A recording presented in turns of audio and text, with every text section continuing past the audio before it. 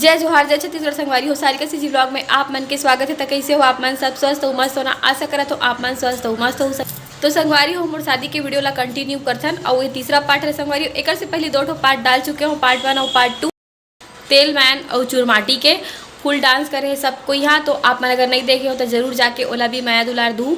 और चलो ये वीडियो ला स्टार्ट करथन। ये बारात के वीडियो हरे संगवारी हो और आप मन जरूर से लाइक कर दूँ। तो चलो वीडियो में चलथन।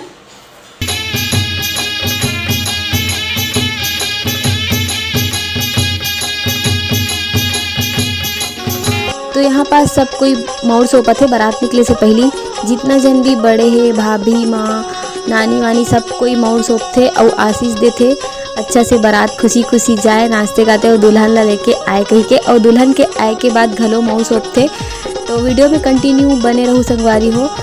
आप मन ला आगे बारात के वीडियो देखे बर मिली। सब कोई फुल नाचे गाए है, डांस करे है तेकर।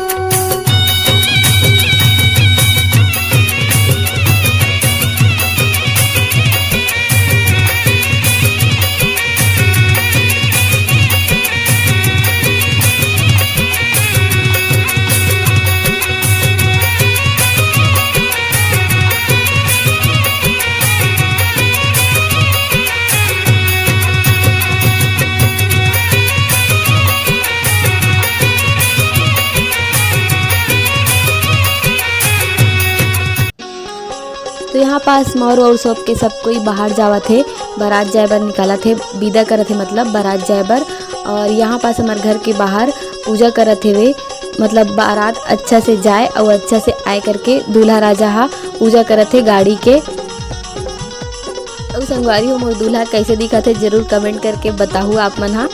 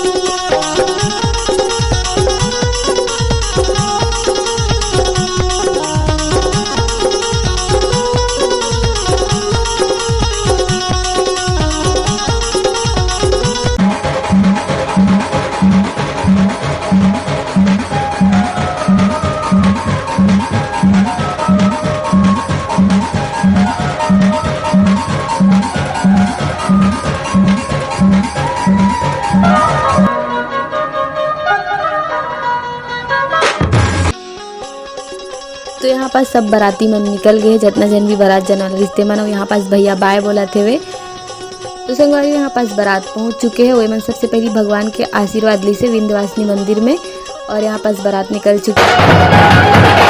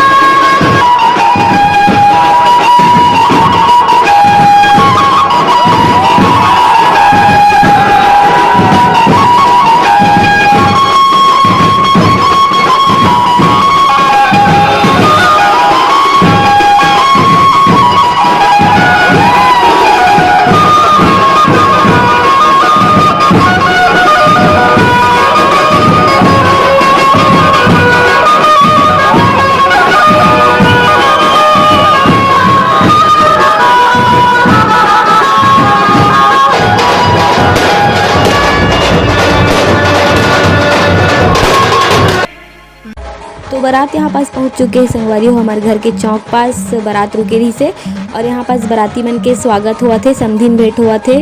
बहुत भीड़ है, काबर की 2 जन के शादी रिश्ता में पहले बता चुके हूँ, एक वजह से बहुत ज़्यादा भीड़ हो गई रही से, और थोड़ा लेट भी हो गई रही से 2 जन के बारात रही से एक वजह से।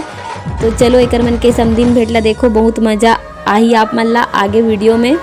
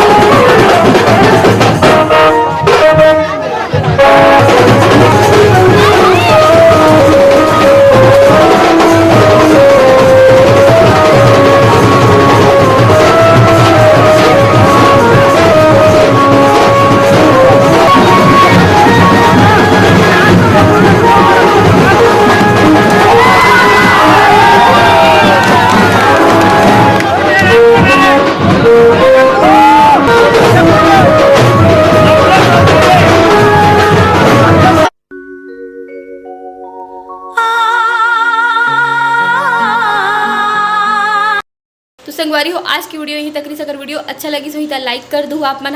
और अभी नेक्स्ट पार्ट आई, और वो पार्ट में पूरा हमारे तरफ के मतलब लड़की तरफ के दिखाई संगवारी हो, पानी ग्रहण वगैरह जो भी मिलता है अपन नेक्स्ट शादी के पार्ट वाला वीडियो के साथ संगवारी हो। ये वाला वीडियो ला बहुत सारा लाइक कर दू आप मन। और इंस्टाग्राम आईडी है सारिका CG व्लॉग, वहाँ भी जाके फॉलो कर लू आप मन। जोहार जय छत्तीसगढ़।